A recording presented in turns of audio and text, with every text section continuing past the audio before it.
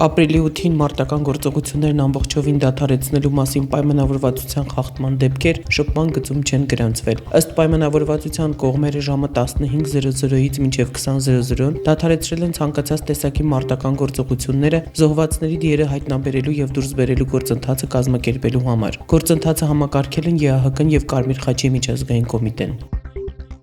Ռուսաստանը ոչ թե Հայաստանի հովանավորն է, այլ ռազմավարական գործընկերն ու դաշնակիցը։ Ռուսաստանը երբեք Հայաստանի համար նման դեր չի խաղացել, ինչպես Թուրքիան Ադրբեջանի համար։ Այս մասին Deutsche Welle-ին ասել է Սերժ Սարգսյանը։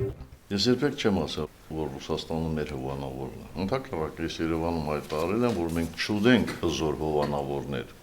Երբեք Ռուսաստանը մեր նկատմամբ նույն դերակատարությունը չի ունեցել, ինչպիսի դերակատարություն ունի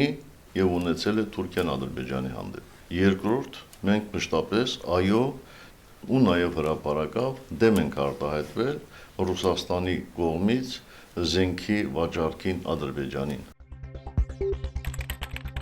Ռուսաստանի փոխվարչապետ Դմիտրի Ռոգոզինը հայտարարել է, որ Ռուսաստանն Ադրբեջանի հետ կնքած պայմանագրերի համաձայն կշարունակի զենք մատակարարել այդ երկրին, որն իր ռազմավարական գործընկերն է։ Ադրբեջանի կողմից սանձազերծված լայնածավալ ռազմական գործողությունների հետևանքով լուրջ հարված է հասցվել Ղարաբաղյան հիմնախնդրի կարգավորման բանակցային գործընթացին եւ ԵԱՀԿ Մինսկի խմբի համանախագահների ջանքերին։ Այս մասին ասել է ապրիլի 8-ին Մոսկվայում աշխատանքային այցով գտնվող արտգործնախարար Էդվարդ Նալբանդյանը Ռուսաստանի Դաշնության արտգործնախարար Սերգեյ Լավրովի հետ հանդիպմանը։ Արցախի երկնքում պաշտպանության բանակի հակաօդայինների կողմից 5-շաբթի ժամը 23:00-ի սահմաններում խոցվել է հակառակորդի հերթական գրոհային անօդաչու թռչող սարքը։ Նյուզեեմի տեսախցիկը ֆիքսել է այդ պահը։ Հիշեցնենք, որ այդ պահին Ստեփանակերտում ընթանում էր Արցախի նախագահ Բակո Սահակյանի հանդիպումը ԵԱՀԿ Մինսկի խմբի համանախագահների հետ։